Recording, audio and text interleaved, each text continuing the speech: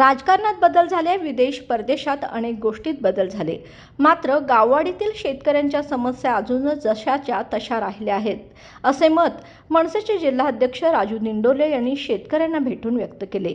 यावेळी त्यांनी शेतकऱ्यांना भेटून त्यांच्या समस्या व अडचणी जाणून घेतल्या, तसेच सरकारकडून मिळणाऱ्या योजना तसेच सुविधा यावर त्यांनी यावेळी भाष्य केलं।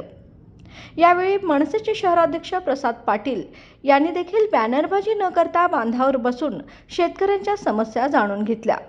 यावेळी निलेश धुमा, अनिल पाटील, राजू पाटील, अभिजित पाटील, यतीन होर्ने, सागर साळुखे, अरविंद कांबळे, संजय पाटील तसेच सावर्डे दुमाला येथील सर्व शेतकरी बांधव तसेच मनसेचे सर्व पदाधिकारी उपस्थित होते। आता आम्ही गणेशवाडीत एक जाऊन आलो आणि आता आलो इथे सावर्ड्यात।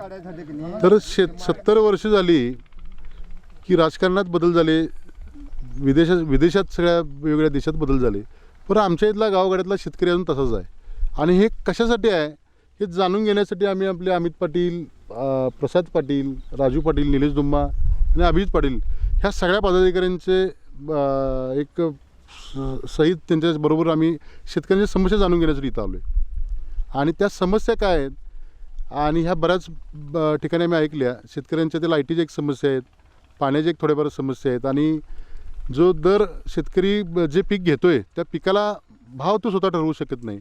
सगळ्यात राहिला मुद्दा आमचा कुठला आहे, आज आम्ही ते बोलत असताना एखादा शेतकरी वस्तू घेत असताना त्याला GST लावला जातो आहे, खरं आमच्या शेतकऱ्याची वस्तू विकत घेत असताना त्याला GST लावला जात नाही। औषधी घेत असताना शेतकऱ्याला GST आहे। तर हे अशा असंख्य प्रकार आम्ही जाणून घेतलेले आहेत। येत्या 8 दिवसात ते 10 दिवसामध्ये सगळे वेगवेगळे याचं नियोजन करून अभिजित पाटील, अमित पाटील आणि राजू पाटील आमचे जे ग्रामीणचे जिल्हा उपाध्यक्ष आहेत यांच्यामार्फत आम्ही एक कॅटलॉग तयार करून वेगवेगळ्या क्षेत्रात आम्ही आंदोलनामार्फत यांना न्याय मिळवून दिला जाईल। या काळ्या मातीमध्ये जे आमचा अन्न पिकवणारा शेतकरी हा आज कुठेतरी या महाराष्ट्रामध्ये दुर्लक्षित होत आहे। ह्या कोल्हापूरच्या शेतकऱ्यांना कोण वालीच राहिलेलं नाहीत। मी शेतकऱ्याचं पोरगं असं म्हणून ह्या शेतकऱ्यांच्या जीवावरती मोठी झालेले हे पांढरपोशे बोके केव्हा झाले हे आमच्या शेतकऱ्याला देखील कळलं नाही, ज्याच्यामुळं आज कोल्हापूरचा हवालदिल झालेल्या शेतकऱ्याला न्याय मिळवून देण्यासाठी महाराष्ट्र नवनिर्माण सेनेचे नूतन जिल्हाध्यक्ष राजू दिंडोले यांच्या नेतृत्वाखाली महाराष्ट्रातला हा पहिला उपक्रम आहे। नूतन पदाधिकारी निवडी झाल्यानंतर आम्ही बॅनरबाजी करत न बसता, कोणताही सत्काराचा कार्यक्रम न घेता आम्ही शेतकऱ्याच्या थेट बांधावरती बसून आज आम्ही शेतकऱ्यांशी त्यांच्या व्यथा समस्या जाणून घेत आहोत।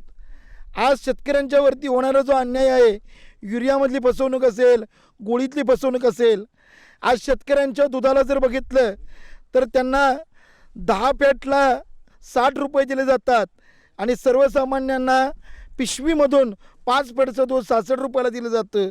अशा पद्धतीनं प्रति लिटर 30 रुपयांची या शेतकऱ्यांची फसवणूक होते।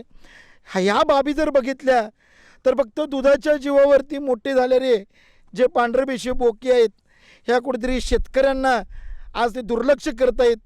या शेतकऱ्यांना न्याय मिळाला पाहिजे, त्यामुळं शेतकऱ्यांच्या घामाच्या गळणाऱ्या प्रत्येक थेंबाला न्याय देण्यासाठी, शेतीमध्ये पिकवण्यासाठी आणि शेतीमधून पिकवून त्याचं अन्न तयार होईपर्यंत जिथं ज्या माध्यमामध्ये या शेतकऱ्यांना अडचणी येतील त्या अडचणी दूर करण्यासाठी प्रसंगी आमचे नोकर असणाऱ्या या अधिकाऱ्यांना चापकानं फोडून या शेतकऱ्यांना कुठल्याही परिस्थितीमध्ये आम्ही न्याय देऊ।